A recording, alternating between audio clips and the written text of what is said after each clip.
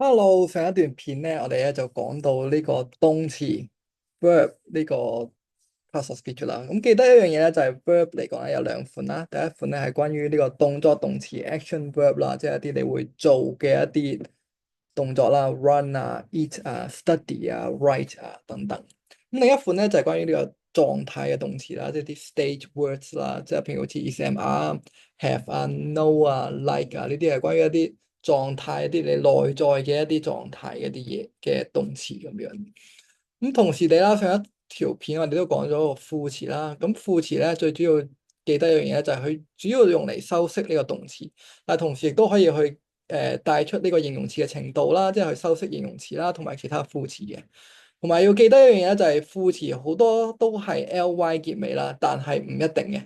即係譬如好似你見到 very 啊、always 啊、well 啊、to 啊等等啊，都唔係 ly 結尾。咁啊，今日咧我就想同大家講講呢個 preposition 呢個介詞啦。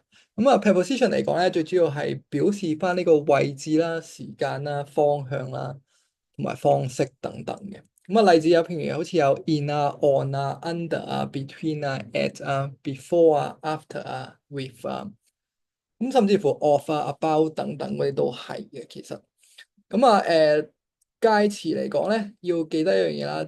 通常咧，後面跟住嘅嘢咧，即係 preposition 後面跟住嘅嘢咧，都係名詞嚟嘅，或者代名詞。咁所以如果你做 listening 啦，你見到有個 preposition 啦，後邊漏空咗嘅話咧，通常你要填翻一個 noun 落去嘅。如果你話做填充嘅話，即係做 reading，你見到 summary code 填充題，你見到有個 preposition 後邊又係漏空咗個位，咁你其實你要諗下就係可唔可以揾個 noun 填落去咯。咁如果佢後邊有個 noun 嘅話，你就要記得就係有啲咩可以跟 noun 啦，就係 adjective 啦。其實，OK。咁啊，preposition 嚟講咧，可能你會覺得有啲難去用到出嚟，或者難去用得啱啦。咁啊，的確係嘅，因為 preposition 咧，其實咧佢係有啲複雜啦，同埋比較多變咁樣。咁啊，但係咧，我哋之後咧都會有一啲 video 啦，去講下 preposition 嘅用法啦，同埋去深入啲去講一講 preposition 呢個 part of speech 嘅，所以就敬請期待，同埋而家就可以唔使擔心太多住先，係啦。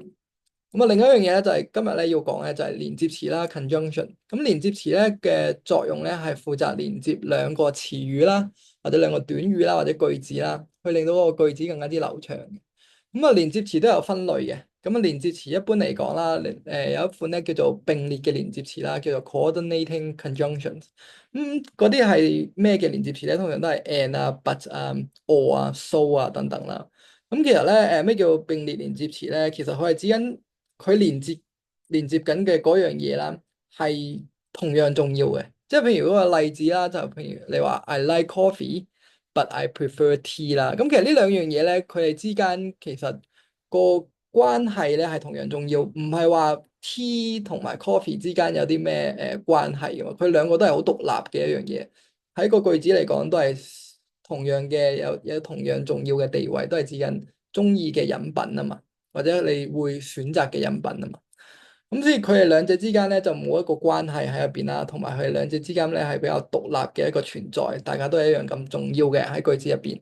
咁但係有陣時咧有啲叫做 subordinating conjunction，叫做從屬嘅連接詞啦。咁譬如好似 because 啊、although 啊、if 啊、when 嗰陣時啦，用呢啲嗰陣時候咧，其實你想帶出嘅嗰樣嘢咧，或者你連接緊嘅嗰樣嘢咧，其實同前邊或者同之後嘅嘢咧。係會有啲因果關係啦，或者有一啲相反嘅關係啦，或者有啲條件嘅關係啦，或者有啲先後嘅關係喺入邊。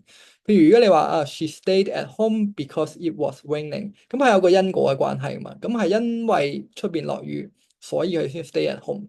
咁呢用 because 咧就帶出咗呢兩者之間嘅關係，而呢兩者之間咧並唔係獨立嘅一個事件或者獨立嘅一樣嘢咁樣咯，喺句子入邊。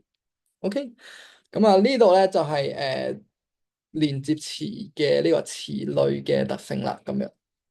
咁啊講完晒呢七款嘅詞性啦，咁啊記得去試下做下附帶嘅一啲練習啦。